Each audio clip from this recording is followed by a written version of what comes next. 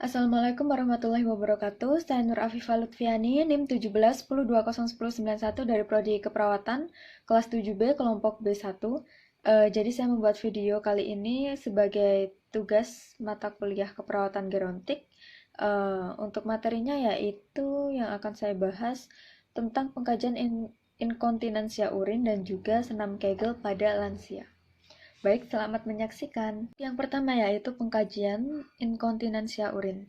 Jadi yang pertama, inkontinensia urin sendiri merupakan salah satu keluhan utama pada penderita lanjut usia. Inkontinensia urin merupakan pengeluaran urin tanpa disadari dalam jumlah dan frekuensi yang cukup sehingga mengakibatkan masalah atau gangguan kesehatan dan juga sosial. Jadi sebagai bahasa awamnya yaitu beser. Variasi dari inkontinensia urin meliputi keluar hanya beberapa tetes urin saja sampai benar-benar banyak, bahkan terkadang juga disertai dengan inkontinensia alfi atau disertai pengeluaran feses. Ada beberapa pembagian ZZY inkontinensia urin, tetapi pada umumnya dikelompokkan menjadi 4. Ada urinary stress incontinence, urge incontinence, total incontinence, and overflow incontinence. Pengkajian inkontinensia urin membutuhkan alat dan juga bahan, yaitu format pengkajian inkontinensia urin. Yang pertama, mengkaji inkontinensia urin akut. Jika ngompol merupakan suatu kejadian yang baru dialami dalam beberapa hari atau ada hubungan seperti berikut, penyakit akut, ISK, konstipasi, gangguan mental, imobilisasi, pengaruh obat, dan juga sindrom metabolik atau seperti DM dan juga hiperkalemia. Yang kedua, mengkaji inkontinen. Untuk poin A yaitu riwayat, kita tanyakan kepada pasien apakah Anda mengeluarkan urin padahal Anda tidak ingin BAK. Jawabannya ya atau tidak. Kemudian, apakah Anda pernah memiliki masalah untuk ke kamar mandi tepat pada waktunya sehingga BAK di celana atau di tempat tidur? Kemudian, apakah Anda pernah menggunakan bantalan atau pampers untuk melindungi Anda dari mengompol? Kemudian, poin B, sudah berapa lama Anda memiliki masalah ngompol? Ada 1-4 minggu, 1-3 bulan, 1-5 tahun, lebih dari 5 tahun. Poin C, seberapa sering Anda mengompol? Lebih dari 1 kali per minggu dan kurang dari 1 kali per hari. Ada 1 kali per hari, ada lebih dari 1 kali per hari, ada yang terus-menerus, dan ada yang tidak tentu. Kemudian poin D, kapan Anda biasa mengompol? Untuk poin pertama, terutama siang hari, kemudian terutama malam hari, kemudian siang dan malam.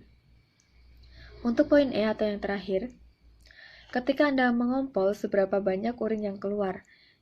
Lebih dari beberapa tetes, tapi kurang dari 1 cangkir, kemudian ada lebih dari 1 cangkir, ada tidak tentu, dan tidak tahu. Untuk poin F, apa yang menyebabkan Anda ngompol? Kemudian kita tuliskan beberapa sebabnya, mungkin seperti batuk, tertawa, olahraga, tidak mencapai kamar mandi tepat pada waktunya, dan lain-lain. Poin G, seberapa sering biasanya Anda secara normal BAK? 6-8 jam, 3-5 jam, 1-2 jam, tiap jam atau lebih sering, frekuensi tidak tentu, kemudian tidak tahu. Poin H, apakah Anda bangun pada malam hari untuk BAK? Ya, 1-3 kali, ya lebih dari 3 kali, ya tetapi frekuensi tidak tentu. Poin I, ketika Anda merasa kandung kencing atau kandung kemih Anda penuh, berapa lama Anda dapat menahannya?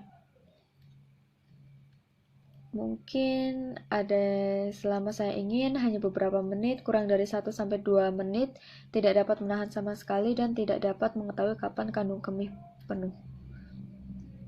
Poin J, apakah Anda mengalami hal-hal berikut ketika BAK, seperti kesulitan untuk memulai mengeluarkan urin, urin tidak lancar atau pelan, menahan atau mengejar untuk berhenti, merasakan tidak nyaman atau sakit, kemudian merasa terbakar, terdapat darah dalam urin.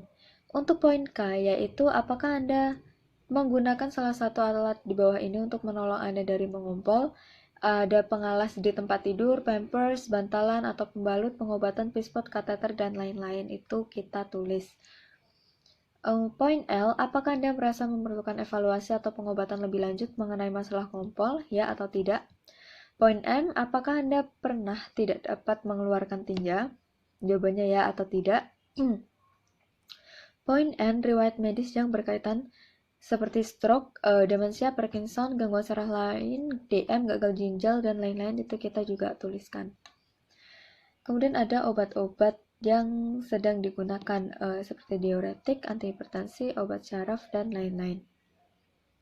Di sini saya jelaskan sedikit tentang faktor penyebab inkontinensia. Itu karena ada beberapa hal ya. Ada yang karena melahirkan normal, sesar, karena histerektomi abdomen, karena histerektomi vaginal, ada yang karena reseksi prostat transuretral, ISK, tumor kandung kemih, struktur uretra. Begitu. Untuk jenis-jenisnya, ada inkontinensia urin akut dan juga inkontinensia urin pasien tipe. Ada yang stres, urgensi, overflow fungsional, dan juga campuran. Yang kedua yaitu senam Kegel pada lansia. Jadi senam Kegel merupakan suatu latihan otot dasar panggul atau pubocochlear muscle yang berfungsi untuk memperkuat otot-otot panggul yang ditemukan oleh Dr. Kegel. Jadi otot-otot dasar panggul merupakan otot yang menempel pada tulang panggul bergerak seperti ayunan dan bekerja saat organ panggul seperti kandung kemih, rahim, dan juga usus.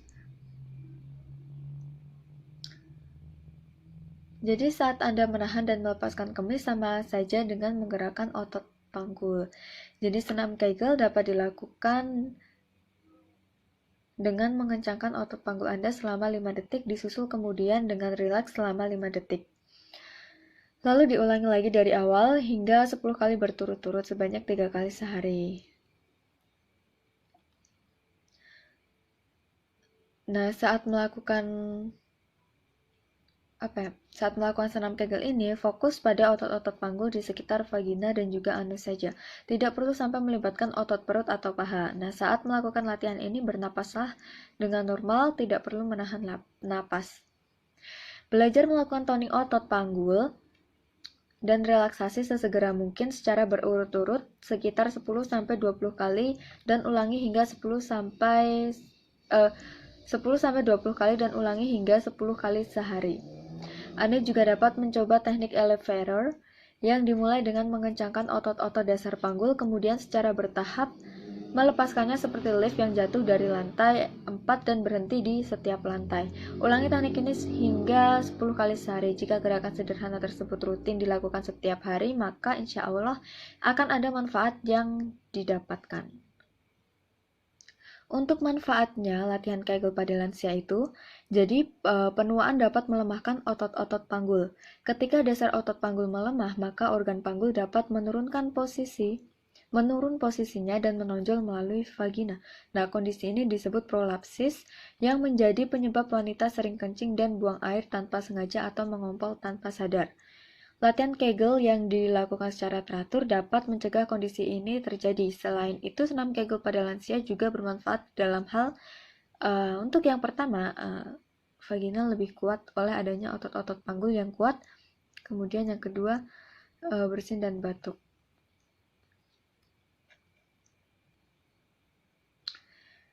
Jadi ada manfaat lain, yaitu seperti menguatkan otot-otot yang mengontrol alur dari urin. Praktekkan saja latihan senam Kegel. Jadi yang pertama itu kita harus berposisi duduk tegak pada kursi dengan panggul dan otot tersokong dengan rileks. Badan sedikit membungkuk dengan lengan menyangga pada paha. Konsentrasikan kontraksi pada daerah vagina, uretra, dan juga rektum.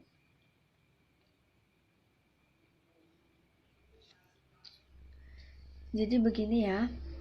Ini karena tidak ada kursi, maka saya akan melakukannya dengan duduk saja. Jadi badan sedikit condong ke depan atau membungkuk, kemudian rasakan kontraksi otot-otot tadi. Pertahankan kontraksi selama ya sebatas kemampuan, kurang lebih 10 detik gitu. Selanjutnya rileks dan rasakan otot dasar panggul yang rileks. Kemudian kontraksikan otot dasar panggul lagi, pastikan otot berkontraksi dengan benar tanpa adanya kontraksi otot abdominal. Contohnya jangan menahan nafas, kontrol kontraksi otot abdominal dengan meletakkan tangan pada perut. Kemudian rileks, rasakan perbedaan saat berkontraksi dan rileks. Kemudian sesekali kontraksinya dipercepat, pastikan tidak ada kontraksi otot yang lain. Jadi kita fokusnya di sini aja. Untuk otot perut itu kita tidak perlu untuk mengkontraksikan. Jadi lakukan kontraksi yang cepat beberapa kali. Pada latihan awal lakukan 3 kali pengulangan karena otot yang lemah akan mudah lelah. Latih untuk mengkontraksikan otot dasar panggul dan mempertahankannya sebelum dan selama aktivitas tertawa, batuk, bersin, mengangkat benda, bangun dari kursi atau tempat tidur, dan juga jogging. Target latihan ini adalah 10 kali kontraksi lambat dan 10 kali kontraksi cepat. Tiap kontraksi dipertahankan selama 10 hitungan. Lakukan 6-8 kali dalam sehari atau setiap saat dapat melakukannya. Baik, mungkin itu saja yang dapat saya sampaikan. Ada kurang dan lebihnya saya mohon maaf. Wabillahi taufiq walhidayah. Wassalamualaikum warahmatullahi wabarakatuh.